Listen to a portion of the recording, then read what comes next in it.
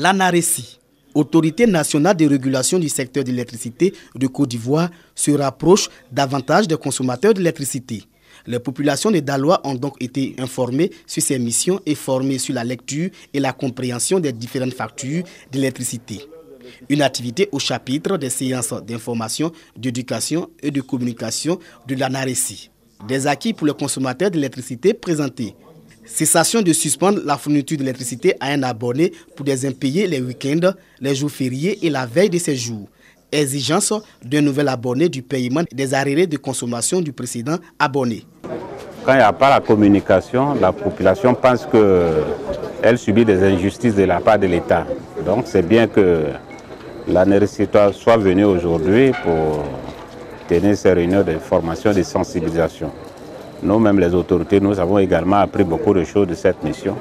Et c'est une très bonne chose. Demain, nous souhaitons que les choses se passent dans les mêmes conditions avec la population. À travers les présentations des exposés qui ont été faits, nous avons été instruits sur le mode de fonctionnement de cet instrument que l'État a mis en place pour protéger les consommateurs.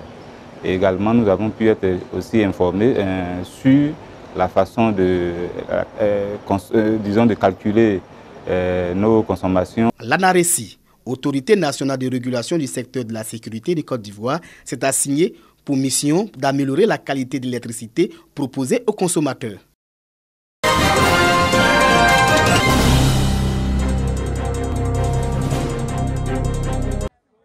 C'est ainsi que chaque année, les habitants des 7 villages sur les 8 que compte la sous-préfecture de Damé peinent à se rendre dans le chef-lieu des sous-préfectures en saison pluvieuse. La rivière Nzepli, qui traverse la voie principale menant à Damé, oblige les populations à faire de longs détours. L'économie même de Damé même se trouve derrière la rivière. Et nous avons des difficultés pour pouvoir transporter parce que nous n'avons pas les voitures ne peuvent pas passer. On est obligé de contourner avec des motos et des vélos. Ce qui fait que présentement, si c'est par avoir la voiture, on est obligé de passer par 40 km d'Akobo-Assoué pour pouvoir arriver dans nos villages, au lieu de 7 km.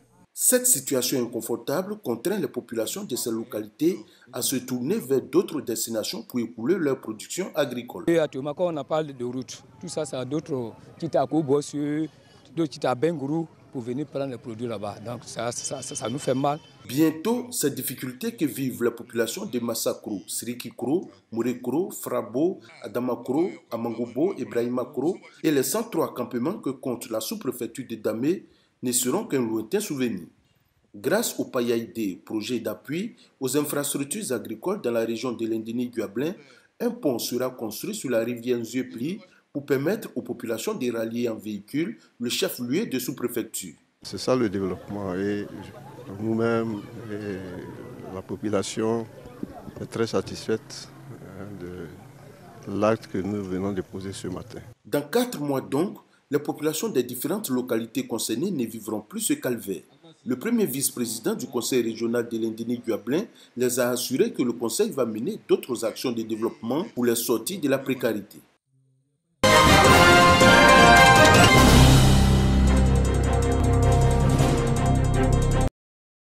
Après une saison agricole, l'heure est au bilan pour la coopérative Kaba de Baé-Sébon dans la sous-préfecture de Guéyébli, département de Diokwe. Un bilan qui s'inscrit dans le cadre de la 11e Assemblée générale de cette coopérative qui s'est investie dans plusieurs actions de développement. Avec un bénéfice de 28 millions de francs CFA réalisés, la coopérative a pu offrir les salles de classe dans le Guémon. Action saluée par le sous-préfet de Guéyébli, Karamoko Kone. Pour encourager les différents producteurs, la coopérative a fait don de produits phytosanitaires et d'engrais. Les femmes, opérant dans la cacaoculture, quant à elles, ont reçu des vivres et non-vivres et ont été exhortées à rivaliser d'ardeur pour la bonne marche de la coopérative Kaba.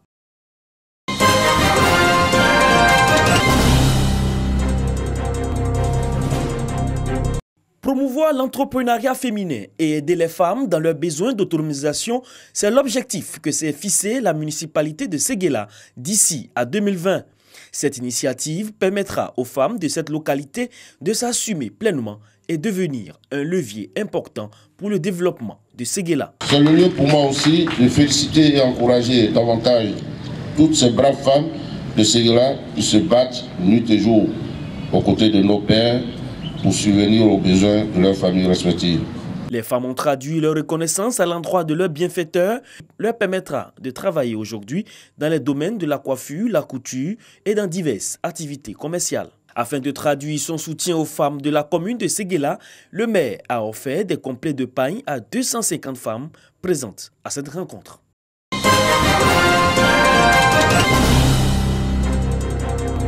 Le conseil municipal de Koro a tenu sa deuxième session ordinaire. Il ressort de cette rencontre que de nombreuses actions ont été réalisées au cours des 6 premiers mois du maire Bakayoko Abdul Draman. On note l'achèvement de 2 écoles primaires, la construction d'un bâtiment de 3 classes à l'école Amadou Bakalo pour accueillir les tout-petits la rentrée prochaine.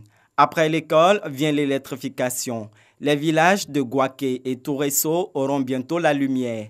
Les travaux d'électrification dans ces 2 villages sont en cours d'achèvement. En matière de voirie, toutes les rues de Koro ont été reprofilées. La structure sanitaire de la localité, érigée en hôpital général par la volonté du gouvernement, enregistre déjà l'arrivée de nouveaux équipements. Pour tout dire, Koro est en chantier. Le maire de cette commune s'est engagé à améliorer les conditions de vie des populations. Nous avons fait quelque chose avec nos propres moyens. Aujourd'hui, avec le fait que nous avons la responsabilité de la commune, nous pouvons faire un peu plus. Mais pour faire un peu plus, je pense qu'il faut compter sur les moyens de la commune, certes, mais il faut compter aussi sur tous ceux qui peuvent nous soutenir et nous aider et accepter d'aller vers, n'est-ce pas, toutes les structures de développement. Dans le domaine de l'adduction d'eau, notamment au niveau de la ville de Koro, vous savez, il y a de nombreuses difficultés. Monsieur le maire, dès qu'il a pris service, le COP Fétora déjà activé son attention. Et avec l'aide aussi de monsieur le préfet, des démarches ont été entreprises pour pouvoir régler ce problème-là qui touche les villages et surtout la ville de Koro. De nombreux projets pour le développement de Koro sont annoncés par les autorités municipales. Les secteurs concernés sont l'agriculture, la santé, l'école, l'emploi des jeunes et des femmes.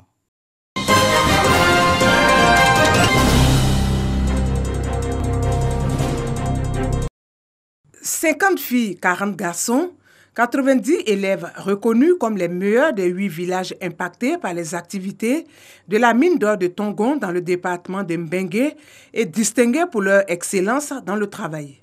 Ils ont reçu les félicitations de la société minière attachée à la promotion et au développement de l'école dans le Poro. Un événement très important dans la mesure où chaque année, nous nous retrouvons ici pour récompenser les meilleurs élèves des écoles autour du projet, qui sont des écoles qui ont été offertes par la société Barrick. L'éducation est quelque chose qu'on a en soi et que personne ne peut nous enlever une fois que c'est acquis.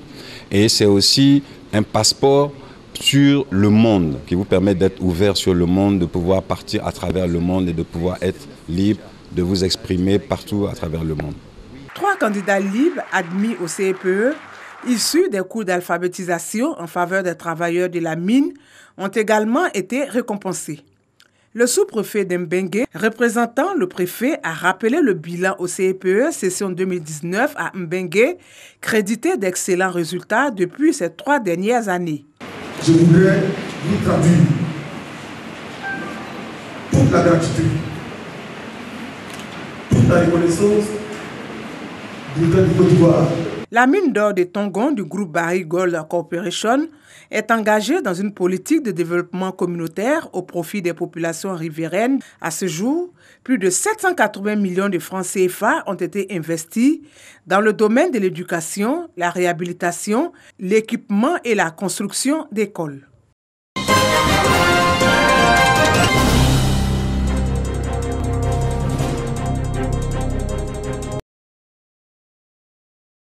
À une cinquantaine de kilomètres d'Abidjan, Bessédi-Brignan. Village dynamique et chef-lieu de sous-préfecture, cette localité très connue dans le pays acquis veut se faire découvrir au monde. La mutuelle pour le développement de Bessédi-Brignan choisit comme moyen d'atteindre cet objectif l'organisation d'un festival autour des atouts et potentialités de ce village dans les domaines touristiques, écologiques, agricoles et culturels. Dans cet élan, il a été donné à l'événement l'appellation du Mafa Festival, en référence au mythique mont au nom de Mafa que l'on trouve à Bessédi-Brignan.